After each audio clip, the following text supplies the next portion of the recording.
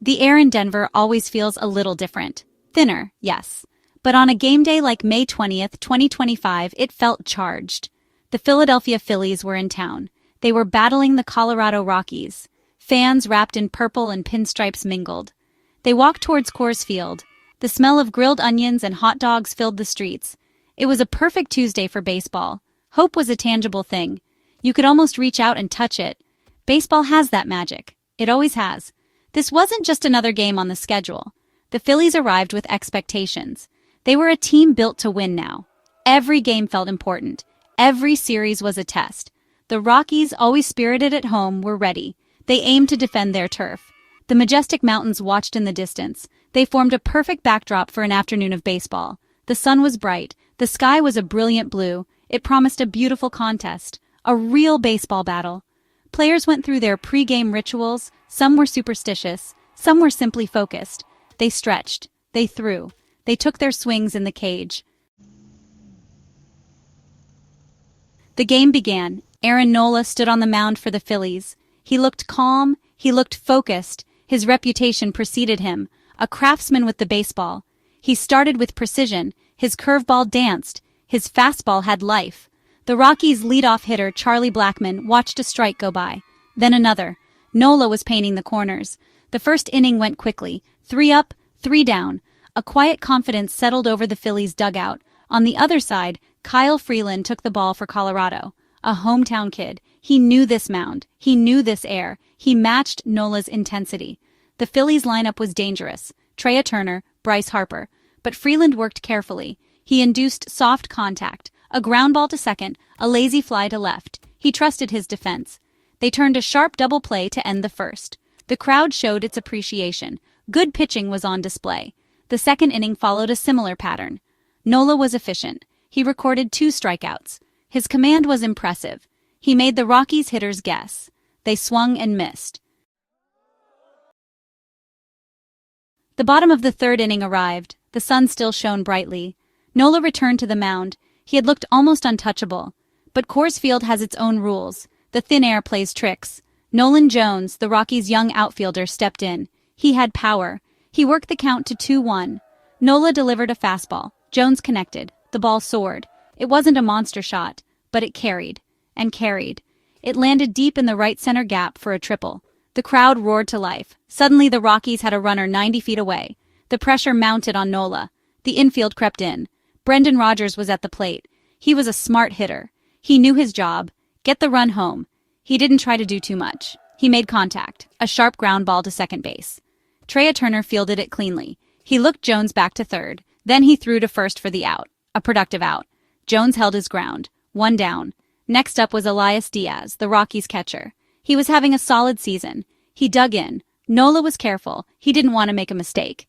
Diaz fouled off a couple of tough pitches. He battled. Then, Nola threw a curveball.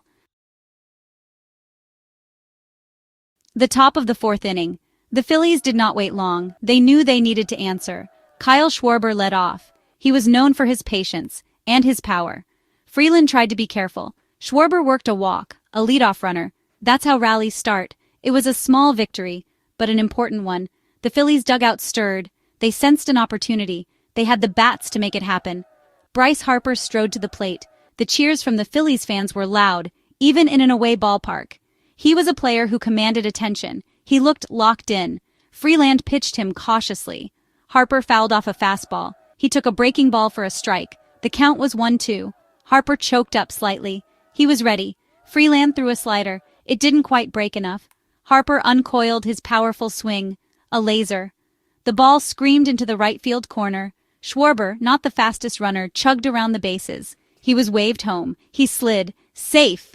Harper pulled into second base with a stand-up double. Just like that, the game was tied. 1-1. Harper clapped his hands. He had done his job.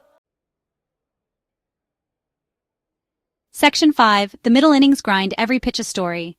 The game moved into the middle innings. The fifth, the sixth. The early scoring flurry subsided. Now it was a grind. Both teams knew the next run would be huge. Aaron Nola settled back down for the Phillies. The 2 runs of support seemed to help. He pitched with renewed confidence. He induced a double play in the bottom of the fourth. He kept the Rockies off balance. His pitch count was climbing, but he was effective. Kyle Freeland for the Rockies also dug deep. He had given up the lead, but he didn't collapse. He battled.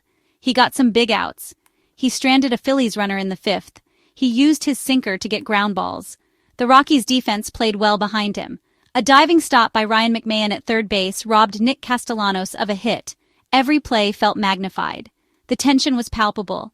You could feel it in the stands. These middle innings are often where games are won or lost. Not always with big hits, but with smart plays, with pitchers making key pitches, with fielders making tough plays.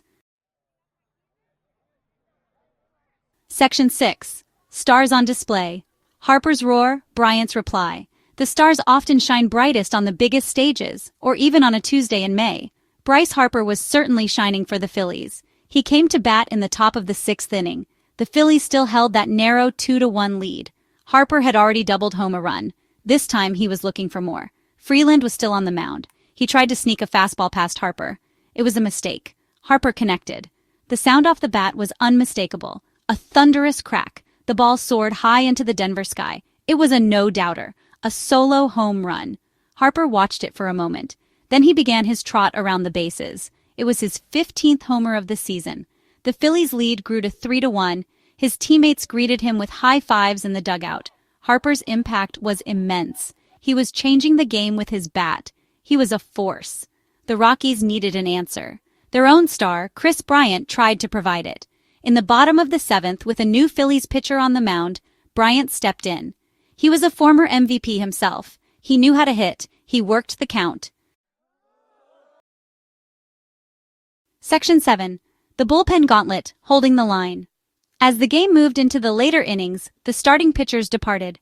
Aaron Nola's day was done. He pitched 6 strong innings. He gave the Phillies a chance to win. Kyle Freeland also battled hard for the Rockies. Now it was up to the bullpens. This is where games are often decided. Nerves of steel are required. One bad pitch can change everything. The managers started their strategic chess match. The Phillies called upon their setup man, Seranthony Dominguez. He came in for the 7th inning. The Rockies were threatening after Bryant's double. Dominguez inherited a runner. He threw hard. His fastball touched 98 miles per hour. He got a crucial strikeout. Then a weak ground ball. He escaped the jam. The Phillies' 3-2 lead remained intact. That's the job of a setup man. Bridge the gap to the closer. He did it perfectly. The Rockies' bullpen also had to be sharp. They needed to keep the Phillies from extending their lead. Daniel Bard came in for the 8th. He was a veteran. He had a powerful arm. He faced the heart of the Phillies' order. Section 8, 9th inning thunder, sealing the deal. The top of the 9th inning arrived. The Phillies led by a single run, 3-2. It was still anyone's game. The Rockies brought in their closer, Justin Lawrence. He had a funky delivery. He had a nasty slider. His job was simple: keep the Phillies from scoring. Give his team a chance to win it in the bottom of the 9th. But the Phillies had other ideas. They were looking for insurance. They wanted to break the game open. Brandon Marsh led off for the Phillies. He worked a tough at-bat. He fouled off several pitches. He drew a walk, a crucial leadoff runner. The pressure was now on Lawrence. Next up was Kyle Schwarber. He had walked earlier. He was due for a big hit. He represented immense power. Lawrence fell behind in the count, 2-0. Schwarber knew a fastball was likely coming. He was ready for it. He didn't miss. Lawrence delivered. Schwarber swung from his heels. He connected with a mighty crack. The ball rocketed towards right field. It was high. Section 9. Echoes of the game, more than just a win. Jose Alvarado came in for the bottom of the 9th. The Phillies led 5-2. He was throwing fire. His sinker was unhittable. The Rockies tried to mount a rally, but Alvarado was too much. He struck out the first batter. He induced a weak grounder for the second out, 1 out to go. The remaining Phillies fans were on their feet. They could taste the victory. It had been a hard-fought game, a good baseball game. The final batter stepped in. Alvarado wasted no time. Strike 1, strike 2. The batter swung at a pitch in the dirt. Strike 3, game over. The Phillies had won. Players streamed out of the dugout. They congratulated Alvarado. Handshakes and fist bumps all around. It was a satisfying victory on the road, against a tough opponent, in a challenging ballpark. These are the wins that build character. These are the wins that matter. For the Colorado Rockies, it was a tough loss.